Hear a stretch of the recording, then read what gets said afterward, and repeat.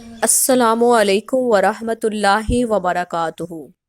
آج کا ہمارا موضوع ہے شعبان المعظم، شعبان کی تجلیات و برکات اور اس کے فضائل و برکات۔ شعبان المعظم وہ مہینہ ہے کہ جس کے بارے میں رسول اللہ صلی اللہ علیہ وآلہ وسلم کا فرمان عالی شان ہے کہ شعبان میرا مہینہ ہے اور رمضان المبارک اللہ عز و جل کا مہینہ ہے۔ لفظ شعبان میں 5 حروف ہیں: شین، عین، بے، الف اور نون۔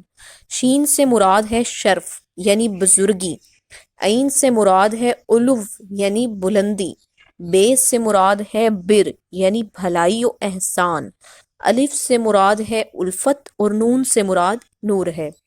تو یہ تمام چیزیں جو ہیں یہ اللہ تعالیٰ اپنے بندوں کو اس مہینے میں عطا فرماتا ہے۔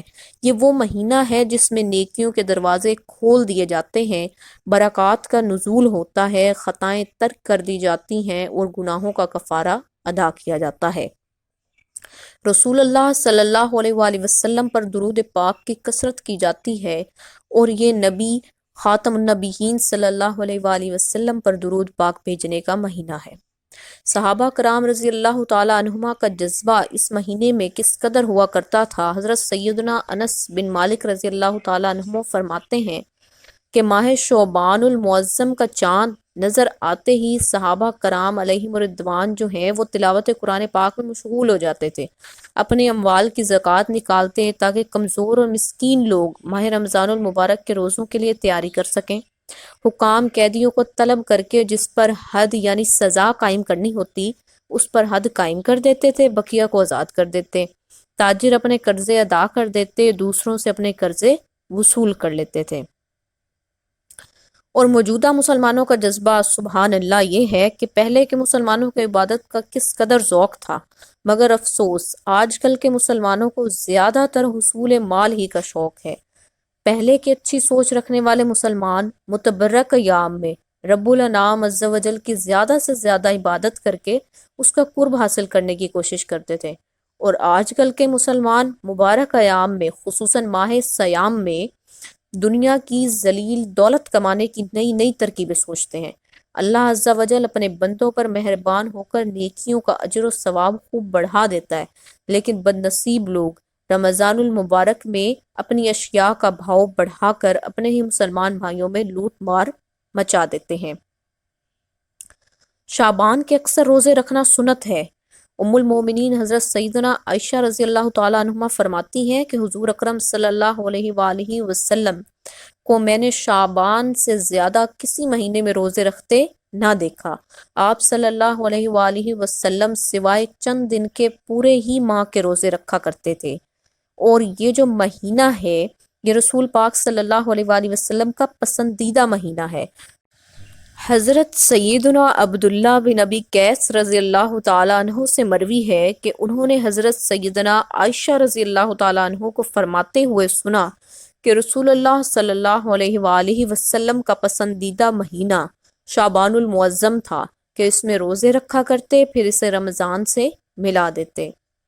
لوگ آج کل جو ہے وہ شعبان کی اہمیت سے بہت زیادہ غافل ہیں۔ حضرت سیدنا اسامہ بن زید رضی اللہ تعالیٰ عنہ فرماتے ہیں کہ میں نے عرض کی یا رسول اللہ صلی اللہ علیہ وآلہ وسلم، میں آپ صلی اللہ علیہ وآلہ وسلم کو شعبان کے روزے رکھتے ہوئے دیکھتا ہوں کہ آپ صلی اللہ علیہ وآلہ وسلم کسی بھی مہینے میں اس طرح روزے نہیں رکھتے۔ آپ نے فرمایا رجب اور رمضان کے بیچ میں یہ مہینہ ہے، لوگ اس سے غافل ہیں، اس میں لوگوں کے اعمال اللہ رب العالمین کی طرف اٹھائے جاتے ہیں، اور مجھے یہ محبوب ہے کہ میرا عمل اس حال میں اٹھایا جائے کہ میں روزہ دار ہوں۔ ماشاءاللہ ہمیں بھی چاہیے کہ ہم اپنی طاقت کے مطابق عمل کریں۔